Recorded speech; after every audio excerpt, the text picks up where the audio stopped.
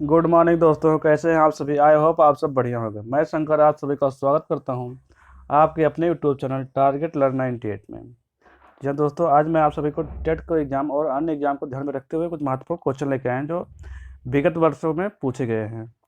ये हमारे चैनल का नाम है टारगेट लर्न। आप इसे सब्सक्राइब कर लें और अपने दोस्तों में ज़रूर शेयर करें। आइए शुरू करते हैं कि पहला क्वेश्चन है, सर्वाधिक जैव विविधता पाई जाती है। इसमें पूछा सर्वाधिक जैव विविधता कहाँ पर पाई जाती है। फूलों के घाटी में, दोरांग घाटी में, शांत घाटी में, सुरमा घाटी में। तो इसका सही ऑप्शन होगा ऑप्शन सी, यानी तीसरा ऑप्शन, शांत घाटी में, जो केरल राज्य में पड़ता है। यहाँ पे सर्वाधिक जैव विविधता पाई जाती है। नेक्स्ट क्वेश्चन है, सेकंड नंबर क्वेश्चन है, एलपीजी के संदर्भ में क्या असत्य है। इसमें क्या पूछा हुआ, क्या गलत है। एक स्वच्छ ईंधन है, ये भी सही है। मीथेन उत्सर्जन करने वाला गैस है, ये गलत है। और नीले ज्वलन के साथ जलने वाली गैस है, ये भी ठीक है। उच्च उष्मीय ताप है, ये तीनों सही है, पर सेकंड वाला ऑप्शन जो है इसका गलत है और इसमें गलत पूछा भी हुआ है। क्वेश्चन नंबर 3 आपके सामने है, पारिस्थितिकी तंत्र के घटक हैं। इसमें पूछा हुआ पारिस्थितिकी तंत्र के कौन से घटक हैं। पौधा तथा जंतु, उत्पादक उपभोक्ता व अपघटक, उत्पादक व उपभोक्ता, जैविक तथा अजैविक। इसका सही ऑप्शन होगा जैविक तथा अजैविक। जैविक लिविंग और नॉन लिविंग थिंग जो होते हैं ये पारिस्थितिकी तंत्र के महत्वपूर्ण घटक है। नेक्स्ट क्वेश्चन है आपके सामने, चौथा नंबर, मकर रेखा है। मकर रेखा यानी कितने अक्षांशों पे होकर गुजरती है। 23 अंश, 23 अंश साउथ, 23.5 अंश नॉर्थ, 23.5 अंश साउथ। तो इसका सही ऑप्शन होगा ऑप्शन चौथा, 23.5 अंश। जो साउथ होता है दक्षिण, इसी को मकर रेखा कहते हैं, और जो नॉर्थ होता है इसको कर्क रेखा कहते हैं।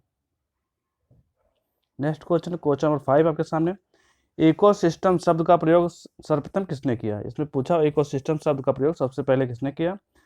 Doctor R D Mishra, doctor Bitakar, doctor Umad, या doctor A ji Tansley.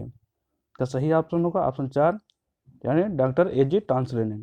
Ecosystem शब्द का सबसे पहले प्रयोग किसने किया, टांसले ने किया। नेक्स्ट क्वेश्चन, क्वेश्चन नंबर 6 आपके सामने है, निम्न में से कहाँ आर्सेनिक द्वारा जल प्रदूषण सर्वाधिक है। इसमें पूछा हुआ कि जल प्रदूषण जो आर्सेनिक वाला है वो सबसे अधिक किस राज्य में है। उत्तर प्रदेश में, पश्चिम बंगाल में, बिहार में, मध्य प्रदेश में। इसका सही ऑप्शन होगा ऑप्शन सेकेंड, यानी पश्चिम बंगाल में। गंगा के तराई क्षेत्र में सर्वाधिक आर्सेनिक द्वारा जल प्रदूषण के वो देखे गए हैं। इसमें पश्चिम बंगाल भी और बिहार भी है। नेक्स्ट क्वेश्चन है, भारत में पश्चिमी घाट के दक्कन शुष्क है क्योंकि। इसमें पूछा हुआ जो पश्चिमी घाट के दक्कन जो दक्षिण वाला भाग है उसमें शुष्क है क्योंकि वहाँ पे निम्न ताप का प्रभाव है, दाब का प्रभाव है, रेड शेडो प्रभाव है। इसका सही ऑप्शन होगा ऑप्शन तीसरा, रेड शेडो, यानी पृष्ठ छाया प्रदेश। यहाँ बारिश नहीं होती इसलिए यहाँ पे शुष्क शुष्क भाग है। क्वेश्चन नंबर 8 आपके सामने है, वन जीव सुरक्षा अधिनियम पारित किया गया था। वन जीव सुरक्षा अधिनियम कब पारित किया गया था। 1960 में, 1975 में, 1972 में, 1962 में। इसका सही ऑप्शन होगा 1972, यानी थर्ड ऑप्शन जो है 1972 में इसका सही है। क्वेश्चन नंबर 9 आपके सामने है, वायुमंडल ऊपरी सीमा पर प्रति इकाई क्षेत्र प्राप्त होने वाले सौर विकिरण कहलाती है। सूर्यताप, ऊष्मा बजट, या सौर स्थिरांक, या सौर ऊर्जा। इसमें कौन सा ऑप्शन सही होगा क्वेश्चन नंबर 9 का। इसमें सौर ऊर्जा, तो चौथा ऑप्शन है ये राइट होगा इसका, सौर ऊर्जा। क्वेश्चन नंबर 10 आपके सामने, किस देश के संविधान में मौलिक कर्तव्य लिया गया। इसमें पूछा किस देश के संविधान से मौलिक कर्तव्य लिया गया। जर्मनी से, यूएसएसआर से, यूएसए से, या यूनाइटेड किंगडम से। ये सब तो आप सब जानते हैं कि मौलिक कर्तव्य कहाँ लिया गया। तो ये रूस, यानी आधुनिक रूस है, और पहले उसका नाम था यूएसएसआर से। नेक्स्ट क्वेश्चन है, क्वेश्चन नंबर 11 आपके सामने है, घास भूमि क्षेत्र के पारिस्थितिकी तंत्र के खाद्य श्रृंखला में सबसे उच्च स्तर पर उपभोक्ता होता है। शाकाहारी, मतलब जो घास श्रृंखला है, खाद्य श्रृंखला, उसमें सबसे ऊपर कौन सा उपभोक्ता होता है। शाकाहारी, शाकाहारी और मांसाहारी दोनों, जीवाणु, या मांसाहारी। इसका सही ऑप्शन होगा ऑप्शन 4, यानी मांसाहारी।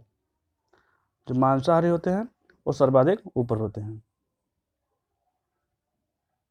वायुमंडल का प्रमुख स्तर जो पृथ्वी के सबसे पास है।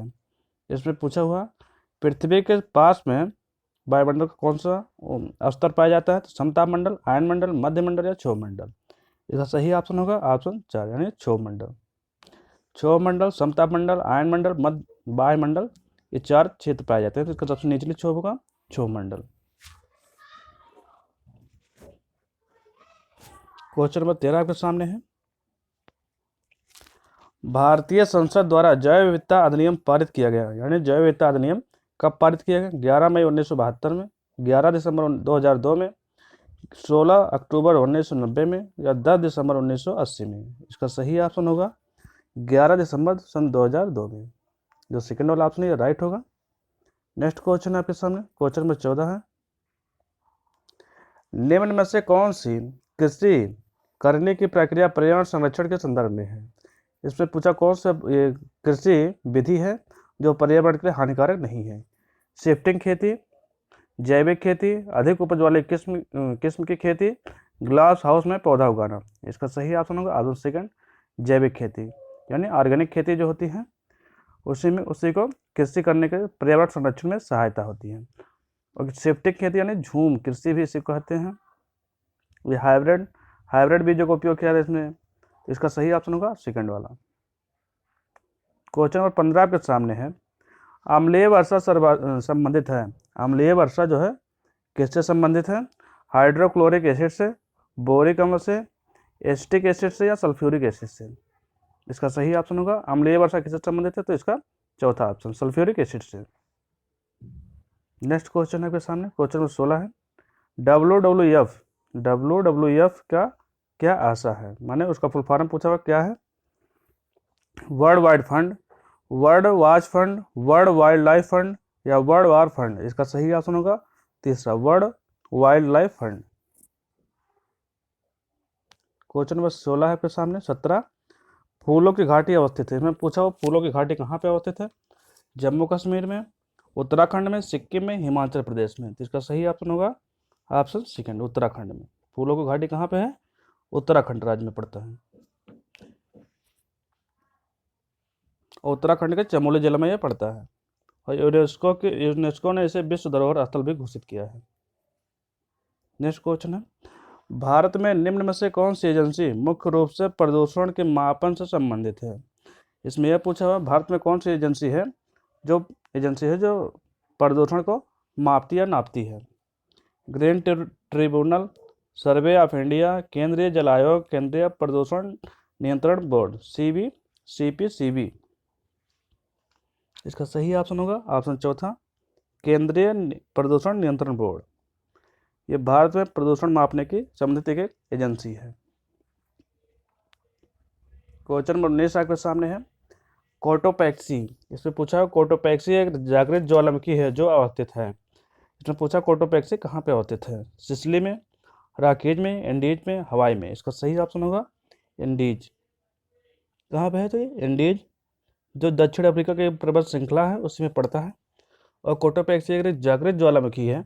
यह विश्व के सबसे ऊंचाई पर ज्वालामुखी पर्वत है जो दक्षिणी अमेरिका महाद्वीप के इक्वाडोर और एंडीज पर्वत में स्थित है। कहाँ पे?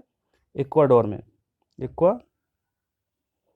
इक्वाडोर में स्थित है और विश्व का सबसे ऊंचाई पर स्थित ज्वालामुखी है पर्वत है। क्वेश्चन नंबर 20 आपके सामने। तिब्बत की सांगपो नदी भारत में जानी जाती है, यानी जो तिब्बत में सांगपो कहा जाता है वह उसी नदी को भारत में किस नाम से जाना जाता है? गंगा, सिंधु, ब्रह्मपुत्रा। तो सही नाम होगा ऑप्शन थर्ड वाला जो है ब्रह्मपुत्रा। उसको तिब्बत में सांगपो कहा जाता है, भारत में ब्रह्मपुत्रा। और बांग्लादेश में अगर प्रवेश करती है तो उसको जमुना कहा जाता है। नेक्स्ट क्वेश्चन है। ध्रुव तारा कहाँ जाता है? ध्रुव तारा मतलब किस दिशा में कहा जाता है? उत्तर तारे को, पश्चिमी तारे को, पूर्वी तारे को, दक्षिणी तारे को। इसका सही ऑप्शन होगा उत्तरी तारे को। ध्रुव तारा किसे कहा जाता? तो उत्तरी तारे को। नेक्स्ट क्वेश्चन आपके सामने। भारत में प्रोजेक्ट टाइगर आरंभ किया गया था। कब किया गया था? 1972 में, 1985 में, 1981 में या 1973 में। 1973 नहीं लिखा हुआ, इसको लिख देते हैं 1973 में। इसका सही ऑप्शन होगा 1973 या 72, जो भी लिखा रहता है 1973 ही होता सही। नेक्स्ट क्वेश्चन आपके सामने है। कान्हा राष्ट्रीय उद्यान भारत के किस राज्य में स्थित है? कान्हा राष्ट्रीय उद्यान भारत के किस राज्य में स्थित है? पश्चिम बंगाल, गुजरात, तमिलनाडु, मध्य प्रदेश। इसका सही ऑप्शन होगा ऑप्शन 4 यानी मध्य प्रदेश में। नेक्स्ट क्वेश्चन है आपके, लखनऊ समझौता 1916 में किन दो के मध्य हुआ था? जिसमें पूछा जो 1916 में लखनऊ में समझौता हुआ किन दो पार्टियों के बीच में हुआ था? कांग्रेस मुस्लिम लीग के मध्य, नरम दल और गरम दल के मध्य, ब्रिटिश और भारतीयों के मध्य, हिंदू और मुस्लिमों के मध्य। तो इसका सही ऑप्शन होगा ऑप्शन 1, कांग्रेस और मुस्लिमों के बीच भी ये हुआ था और नरम दल और गरम दल दोनों के मध्य भी हुआ था। यानी इसके दोनों ऑप्शन सही हैं। अगर पार्टी पूछता तो ये वाला लगाएंगे। अगर दोनों, ये कांग्रेस के दो दल थे जो 1907 में अलग हो गए थे और फिर 1916 के बैठक में दोनों साथ में आए थे और मुस्लिम लीग भी साथ में उस बैठक में भाग लिए थे। नेक्स्ट क्वेश्चन आपके सामने, जंगली गधों का अभ्यारण्य कहाँ है? इसमें पूछा जंगली गधों का अभ्यारण्य कहाँ है? राजस्थान में, बिहार में, मध्य प्रदेश में, गुजरात में। इसका सही ऑप्शन होगा ऑप्शन 4 गुजरात में। नेक्स्ट क्वेश्चन आपके सामने क्वेश्चन नंबर 26 है, कार्बन डेटिंग संदर्भित करता है, यानी कार्बन डेटिंग किससे संबंधित है? चट्टानों के शक्ति मापन से, श्वेत पत्र पर लिखने के लिए कार्बन का प्रयोग, प्राचीन स्थलों में मौजूद हड्डियों या सामग्रियों के आयमापन, इनमें से सभी। इसका सही ऑप्शन होगा ऑप्शन 3, प्राचीन स्थलों में मौजूद हड्डियों और सामग्रियों के आय मापने में कार्बन डेटिंग का उपयोग किया जाता है। नेक्स्ट क्वेश्चन आपके सामने क्वेश्चन नंबर 27 है, संविधान सभा ने कब राष्ट्रीय गान को अपनाया? इसमें पूछा हुआ संविधान सभा ने कब राष्ट्रीय गान को अपनाया? इसके ऑप्शन 20 जनवरी 1950 को, 13 नवंबर 1949 को, 21 मई 1949 को, 24 जनवरी 1950 को। इसका सही ऑप्शन होगा 24 जनवरी 1950 को। 24 जनवरी 1950 को राष्ट्रीय गान अपनाया गया। अगर आपसे झंडा पूछता है, झंडा जो हमारा है वो कब अपनाया गया? तो उसको 22 जुलाई 1949 को अपनाया गया। नेक्स्ट क्वेश्चन है, बायो मैग्निफिकेशन क्या है? बायो मैग्निफिकेशन क्या है? समय के साथ, इसका ऑप्शन है समय के साथ ऊतक में विषैले पदार्थों की बढ़ती सांद्रता, इनमें से सभी, कंप्यूटर द्वारा चित्र में वृद्धि, जीवन के आकार में वृद्धि। इसका सही ऑप्शन होगा पहला वाला, समय के साथ ऊतक में विषैले पदार्थों की वृद्धि। नेक्स्ट क्वेश्चन आपके सामने है क्वेश्चन नंबर 29 है, निम्न में से कौन जैवमंडल का नहीं है? जैवमंडल घटक नहीं है, जैविक घटक नहीं है, तो पूछा हुआ निम्न में से कौन जैवमंडल का जैविक घटक नहीं है? प्रोटीन, फास्फोरस, कवक या मृदा। इसमें सही ऑप्शन होगा ऑप्शन 3 कवक। कवक जो है या जैवमंडल का जैविक घटक नहीं है। ये EVS का लास्ट क्वेश्चन है। EVS के 30 क्वेश्चन लेके आए थे, जो इसका लास्ट क्वेश्चन है। इसमें पूछा हुआ ग्रीन पीस इंटरनेशनल मुख्यालय अवस्थित है, यानी ग्रीन पीस का मुख्यालय कहाँ पे है? न्यूयॉर्क में, नागासाकी में, एम्स्टर्डम में, सिडनी में। इसका सही ऑप्शन होगा ऑप्शन 3 एम्स्टर्डम में। जी हाँ दोस्तों, EVS के 30 क्वेश्चन थे जो पिछले वर्ष के टेट के एग्जाम में पूछे गए थे। अब इसके बाद 30 क्वेश्चन है हिंदी के हैं। देखिए 31 से 35 तक जो गद्यांश है उसको पढ़ के आपको आंसर देना है। इसमें इसको पढ़िए, देखिए लिखा हुआ,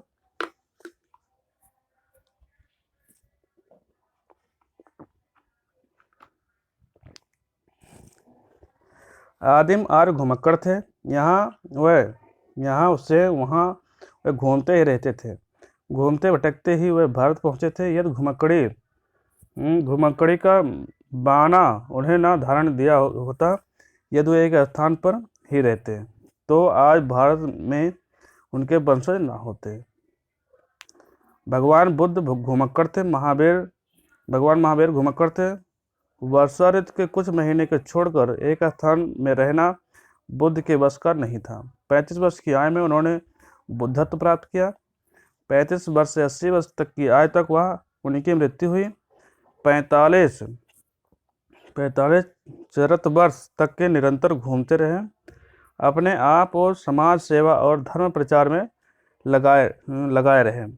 अपने शिष्यों से उन्होंने कहा था, भिक्षुवे चारिक, हे भिक्षुओं घुमक्कड़ी करो। यद्यपि कुछ बुद्ध कभी भारत से बाहर नहीं गए, किंतु उनके शिष्यों ने उनके वचनों को सिर आंखों पर लिया और पूर्व में जापान, उत्तर से मंगोलिया पश्चिम में मकदूनिया और दक्षिण में बाली द्वीप तक धावा मारा।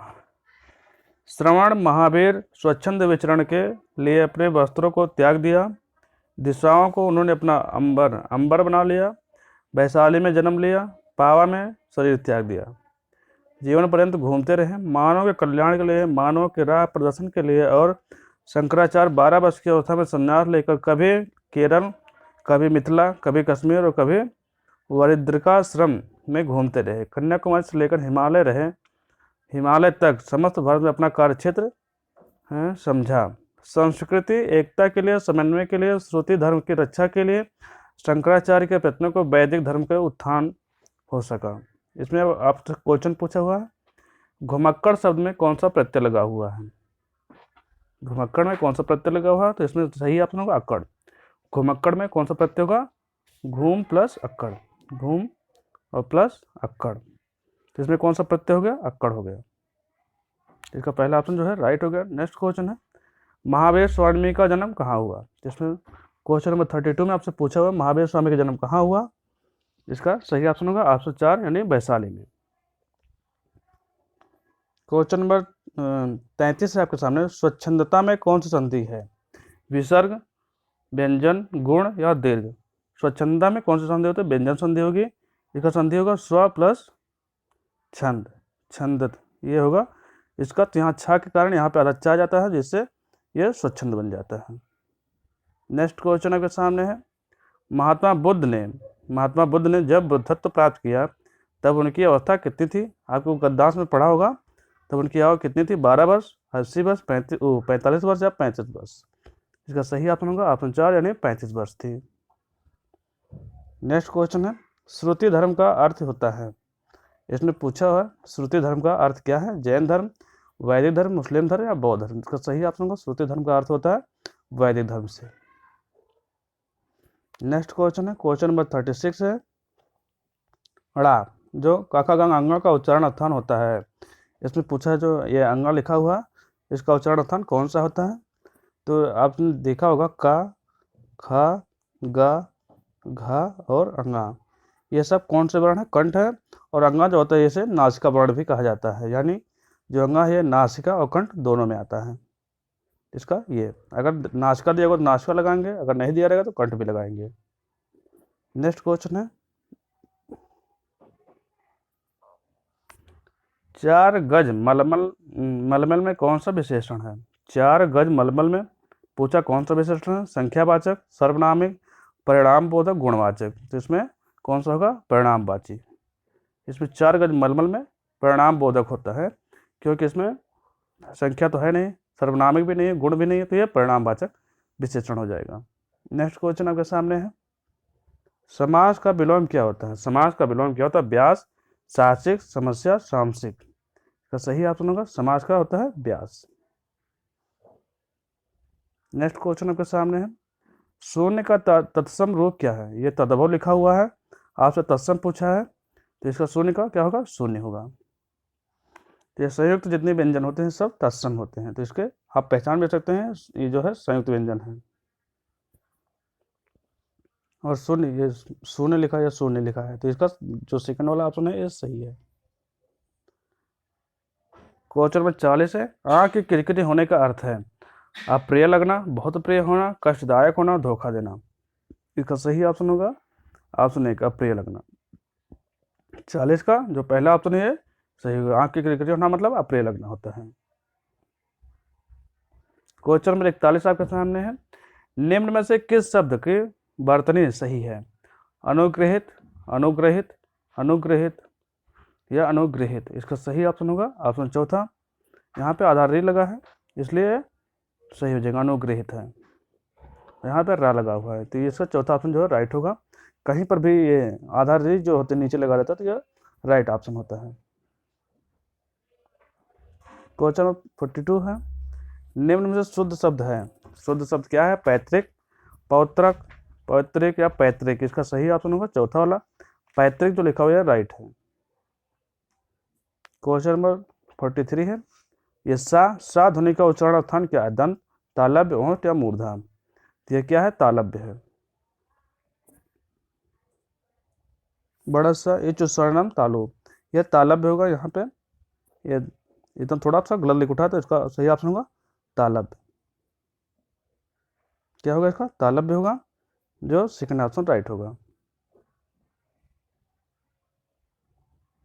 अत्यंत शब्द में प्रयुक्त उपसर्ग है, अत्यंत में कौन सा उपसर्ग लगा हुआ है इसमें अत्यंत शब्द में? तो इसमें अति, अति उपसर्ग जोड़ा हुआ, अति प्लस ये अति प्लस अंत, अंत, ये मिलके बना हुआ अत्यंत। क्वेश्चन नंबर 45 आपके सामने है, उपत्यका, उपत्यका का अर्थ होता है, उपत्यका का क्या अर्थ होता है?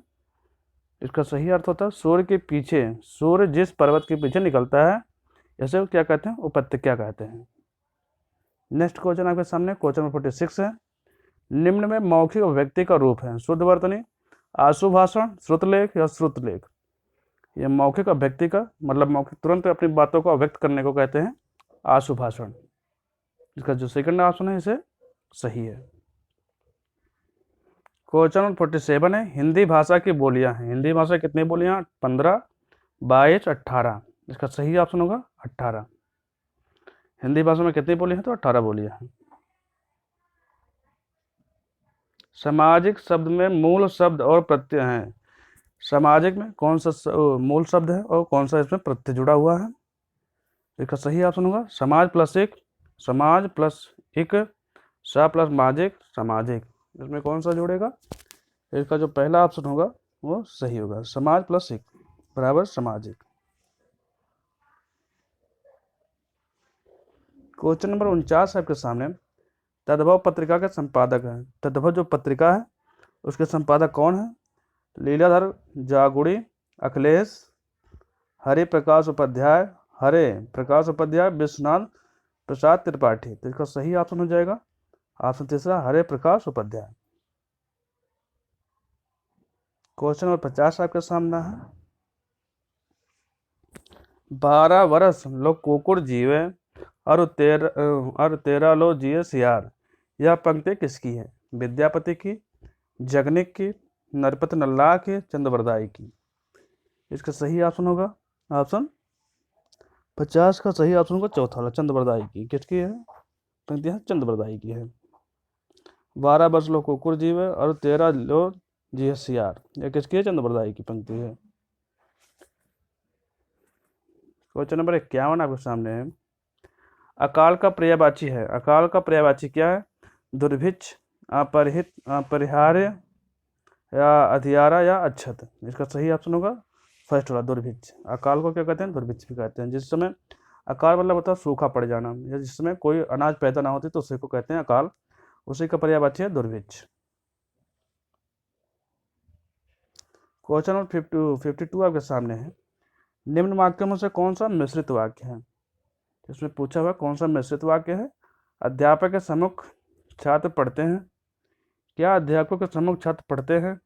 अध्यापक देखते हैं कि छात्र पढ़ते हैं, छात्र पढ़ते हैं और अध्यापक उन्हें देखते हैं। इसका सही ऑप्शन होगा थर्ड वाला, अध्यापक देखते हैं कि, यहाँ की जो लगा हुआ है इसी कारण मिश्रित वाक्य होगा, क्योंकि ये किसी पे आश्रित है।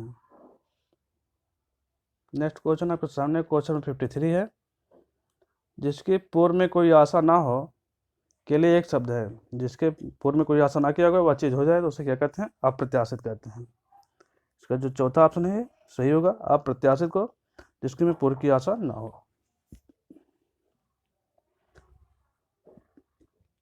इसमें क्वेश्चन नंबर 54 में है, मुझसे उठा नहीं गया वाक्य में वचन है, मुझसे उठा नहीं गया, इसमें कौन सा वचन है? कृतवाच्य, इनमें से कोई नहीं, भाववाच्य या कर्मवाच्य। मुझसे उठा नहीं गया तो इसमें कौन सा होगा? भाववाच्य होगा। थर्ड ऑप्शन इसका राइट हो जाएगा। नेक्स्ट क्वेश्चन है क्वेश्चन नंबर 55 है आपके सामने, निष्कपट शब्द का संधि विच्छेद क्या होगा? निष्कपट शब्द का संधि विच्छेद क्या होगा? इसमें जो पहला वाला ऑप्शन होगा यह सही हो जाएगा, निह प्लस कपट, निह प्लस कपट।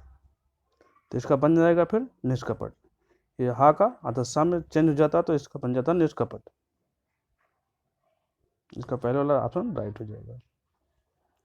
नेक्स्ट क्वेश्चन 56 आपके सामने है, इस देश में हिंदी भाषा का प्रयोग लिखने तथा बोलने में होता है, में किया जाता है। मतलब जो देश इसमें दिए हुए इसमें किस देश में हिंदी भाषा का प्रयोग लिखने तथा बोलने में किया जाता है? ऑस्ट्रेलिया में, मॉरिशस में, पाकिस्तान में या दक्षिणी अमेरिका में। तो इसका सही ऑप्शन होगा ऑप्शन सेकंड, यानी मॉरिशस में। मॉरिशस में हिंदी लिखने और बोलने में काम किया जाता है। क्वेश्चन नंबर 57 है, सूरसागर किस भाषा की रचना है? सूरसागर जो है किस भाषा में लिखी गई है? अवधी, छत्तीसगढ़ी, ब्रज या बुंदेली। इसका सही ऑप्शन होगा तीसरा, ब्रज भाषा में। क्वेश्चन आपके सामने है 58, वीरों का कैसा हो बसंत कविता किसने लिखी है? 58 नंबर पे है जो ये पूछा हुआ कि वीरों का बसंत हो कैसा, ये कविता किसने लिखा है? तो इसका सही ऑप्शन होगा सुभद्रा कुमार चौहान ने। किसने लिखा है? सुभद्रा कुमार चौहान ने लिखा है। क्वेश्चन 59 आपके सामने है, क्षेत्रीय, क्षेत्रीय में कौन सा विशेषण है? क्षेत्रीय में कौन सा विशेषण है? गुणवाचक, सर्वनामिक, परिणाम बोधक, संख्या बोधक। इसका सही ऑप्शन होगा क्षेत्रीय में ये होगा परिमाण बोधक। इसका जो तीसरा ऑप्शन है ये राइट होगा।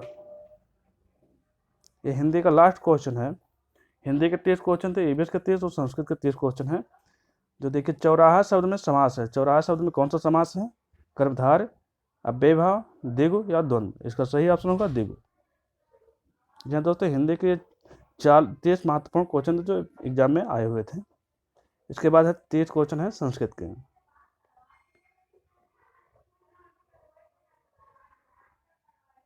नंबर 60 आपके सामने है। इसमें पूछा बाह्य प्रयत्नों की संख्या है। बाह्य प्रयत्नों की संख्या कितनी है? 2, 8, 11 या 5। इसका सही ऑप्शन होगा ऑप्शन सेकंड वाला, यानी बाह्य प्रयत्नों की संख्या कितनी होती है? तो 8 होती है। नेक्स्ट क्वेश्चन आपके सामने है, मनोरथ, मनोरथ शब्द किसका उदाहरण है? स्वर संधि का, प्राकृतिक भाव का, विसर्ग संधि का या व्यंजन संधि का। इसका सही ऑप्शन होगा ऑप्शन थर्ड, यानी विसर्ग संधि का।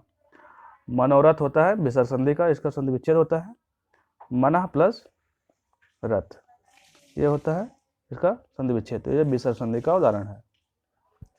क्वेश्चन नंबर आपके सामने 63 है, दान, दान के कर्म के द्वारा कर्ता को संतुष्ट करने का संप्रदान कारक का सूत्र है।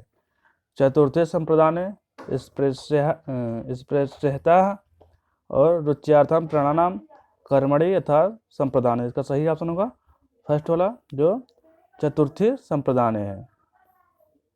नेक्स्ट क्वेश्चन आपके सामने है, अंतस्थ, अंतस्थ वर्ण है। इसमें पूछा अंतस्थ वर्ण कौन कौन है?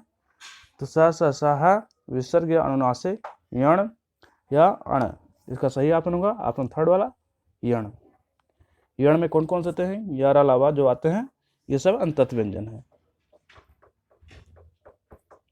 नेक्स्ट क्वेश्चन आपके सामने क्वेश्चन नंबर 65 है, मुझे संस्कृत अच्छी लगती है, इसका संस्कृत में अनुवाद क्या है? यह पूछा हुआ, मुझे संस्कृत अच्छी लगती है, इसका अनुवाद क्या होगा? इसका सही ऑप्शन होगा क्वेश्चन नंबर आपके सामने जो 65 है, इसका कौन सा ऑप्शन सही होगा? ऑप्शन थर्ड वाला, मह्यम संस्कृत रोचते।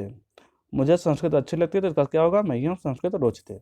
नेक्स्ट क्वेश्चन आपके सामने है, शिशु, शिशुः मोदकाय रोदति, मोदकाय रोदति उदाहरण है किसका है? स्पृश्यता है, हित युहति योगो च प्रेमाणा या तदर्थे चतुर्थे वाक्य। इसका सही ऑप्शन होगा क्वेश्चन नंबर 66 का चौथा ऑप्शन, यह होगा तदर्थे चतुर्थे वाच्य का। शिशु मोदकाय, मोदकाय रोदति, ये उदाहरण है किसका? चतुर्थी वाच्य का। शिशु को मोदक अच्छा लगता है। उच्चय उदाहरण है, उच्चय जो शब्द लिखा है उच्चय है, उच्चय उदाहरण है किसका है? नियतलिंग का, इनमें से कोई नहीं, अलिंग का या अलिंगम, अनियत अलिंगम। इसका सही होगा थर्ड वाला, अलिंगम का। अलिंगम का ये उच्चय उदाहरण है। नेक्स्ट क्वेश्चन आपके सामने है, संस्कृत, संस्कृत उष्ण वर्णों का बोधक प्रत्याहार है। संस्कृत में जो उष्ण वर्णों का बोधक प्रत्याहार कौन सा है? संस्कृत में 14 जो प्रत्याहार हैं उन्हीं में से किसका उष्ण वर्णों का प्रत्याहार कौन सा है? यह पूछा हुआ आपके सामने। तो इसका चौथा जो सल प्रत्याहार कौन सा होता है? सल प्रत्याहार में, सल प्रत्याहार का उष्ण वर्णों का ये वो उष्ण वर्णों का बोधक। उष्ण वर्ण में कौन कौन आते हैं? सा, सा, सा, हा, ये जो 4 वर्ण आते हैं ऊष्म वर्णों कहलाते हैं। आपको बताते हैं, 1 मिनट रुक जाइए।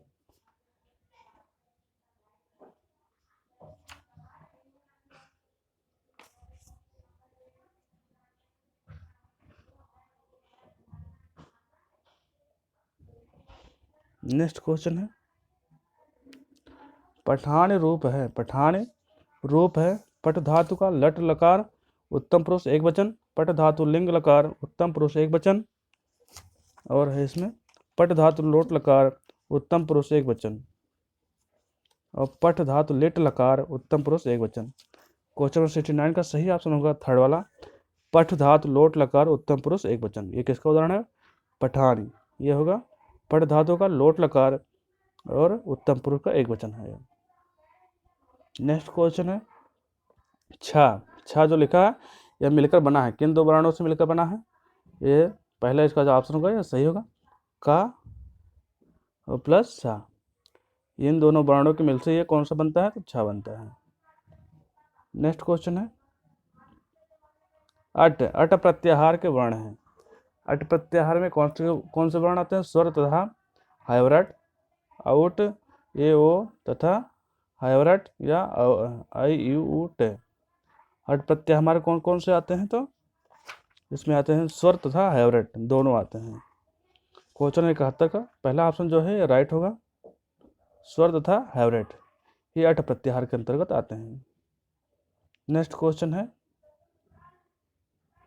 कारक में यदि प्रत्यय है तो, कारक में यदि प्रत्यय है क्री तो प्रत्यय क्या है? कारक में पूछा हुआ प्रत्यय क्या है? घय, ल्यूट, ल्यूण या लुण या त्रिच। तो इसका सही ऑप्शन होगा ऑप्शन थर्ड वाला, ये ल्यूण प्रत्यय लगा हुआ है कारक में। अव्यय भाव समास का उदाहरण है, इसमें पूछा हुआ अव्यय भाव का समास का उदाहरण है, द्वादशा, पीताम्बर, राजपुरुष, अधिहरे। जिसका सही ऑप्शन होगा ऑप्शन चौथा, अधिहरे। अधि जो है अव्यय लगा हुआ है, अव्यय प्रत्यय लगा हुआ है तो और हरि में, इसलिए इसका जो चौथा ऑप्शन जो सही राजपुरुष हो गया, संबंध बोधक कारक हो जाएगा। पीताम्बर ये उसमें आ जाएगा आपके कर्मधारय में, और द्वादशा मतलब ये हो गया आपका द्विगु समास में।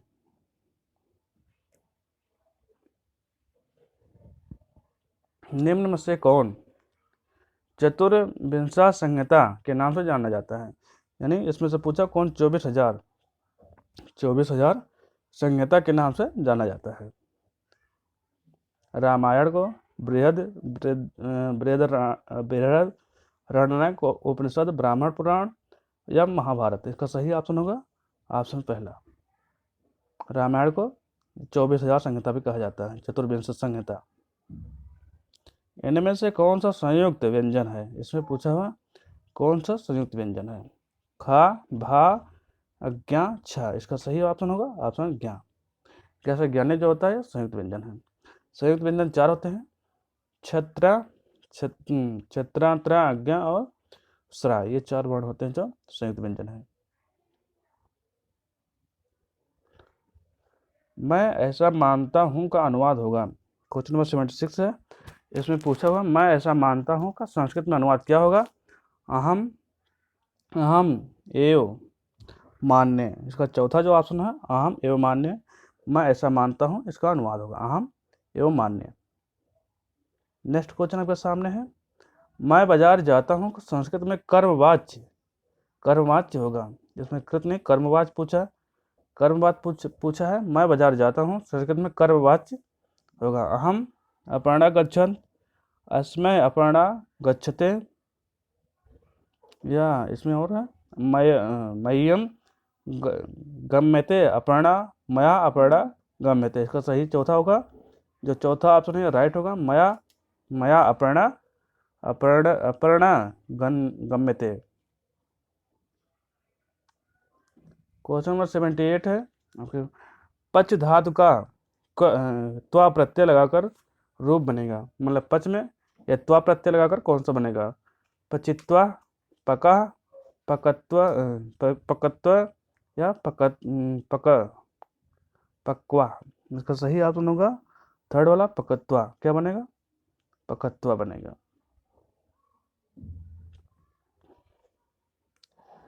पंचनवत संख्या है, पंचनवत को कितना लिखा जाता है, उसमें ये पूछा है पंचनवत संख्या है 59 है, यानी 905 है, 500 590 या 95 है, तो इसका सही ऑप्शन होगा 95। पंचनवत मतलब 95।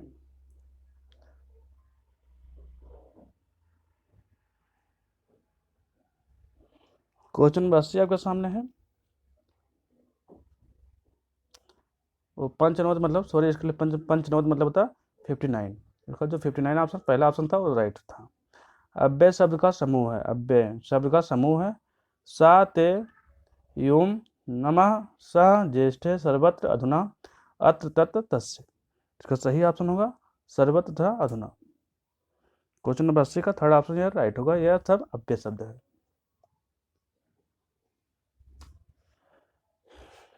क्वेश्चन नंबर 81 आपके सामने है। संस्कृत संहिता में किस कवि की रचना को वेदद्वैसम वेदद्वैसम कहा गया है? भावरे को, श्रीहर्ष के, कालिदास के, भास की। किसकी रचना को कहा गया है वेदद्वैसम? ये आपके पूछा हुआ श्रीहर्ष का। इसका सेकंड ऑप्शन जो है राइट होगा। वेदद्वैसम किसकी है? ये श्रीहर्ष की है।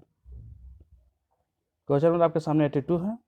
82 से 84 तक इसमें गद्यांश को पढ़ के आपको उत्तर देना है। अधोलिखित गद्यांश पठित्वा प्रश्न उत्तर है।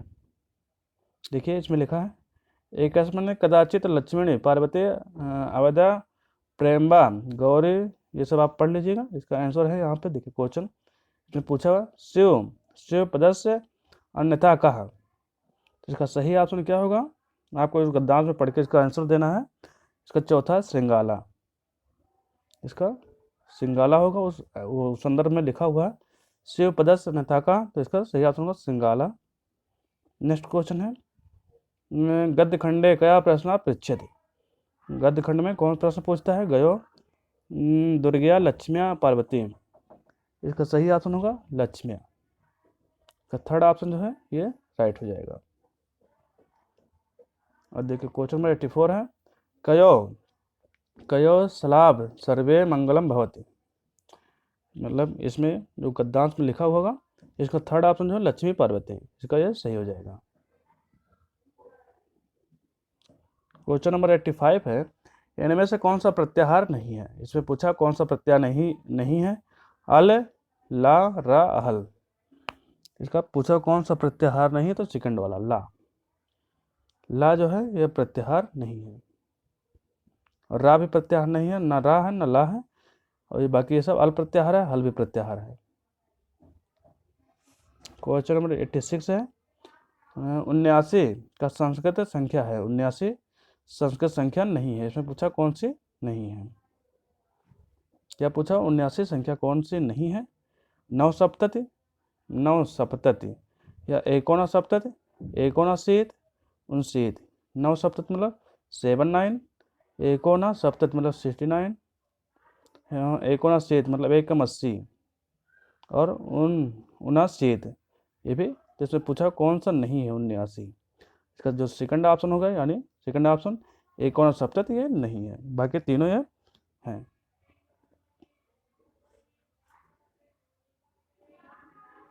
दिन भर में पाठ पढ़ डाला, इस वाक्य का अनुवाद है। इस वाक्य का क्या अनुवाद है? क्वेश्चन 87 का तो पहला ऑप्शन है दिवा पर्यंत पाठा आपठत। इसका फर्स्ट ऑप्शन जो है राइट हो जाएगा, दिवा पर्यंत पाठा आपठत। क्वेश्चन नंबर 88 है आपके सामने, उपकृष्णम में कौन सा समास है? उपकृष्णम में कौन सा समास है? उप मतलब समीप, कृष्ण के समीप। इसमें पूछा कौन सा समास है? तत्पुरुष, द्वंद्व, अव्ययभाव या कर्मधार। तो उप में ये कौन सा समास होगा? तो इसमें अव्ययभाव समास होगा। कौन सा होगा? अव्ययभाव समास होगा। नेक्स्ट क्वेश्चन आपके सामने है 89, 32 संख्या के किस संस्कृत 32 संख्या के किस 32 को संख्या में संस्कृत शब्द है, यानी 32 को संस्कृत में क्या लिखा जाएगा? ये पूछा हुआ है। द्वाधिक 63, द्वात्रिंशत, द्वित्रिंशत या द्वित्रिंशत। इसका सही ऑप्शन होगा द्वात्रिंशत्। ये जो थर्ड ऑप्शन है इसका राइट होगा। जी हाँ दोस्तों, आज का लास्ट क्वेश्चन है संस्कृत का ये, और सेशन का भी। पति शब्द का सप्तमी एक वचन होगा, रूप होगा। पति शब्द का एक वचन रूप कौन सा होगा? पते, पत्तो, पत्यो या पतो। तो इसका सही ऑप्शन होगा पत्यो। क्या होगा? पत्यो होगा। ये पति का एक वचन सप्तमी रूप होगा। जी हाँ दोस्तों, आज क्वेश्चन हम 90 क्वेश्चन लेके आए थे जो पिछली बार के एग्जाम में पूछे गए थे। यदि हमारा वीडियो आपको पसंद आया तो हमारे चैनल को सब्सक्राइब करें और अपने दोस्तों में ज़रूर शेयर करें। थैंक यू दोस्तों, धन्यवाद।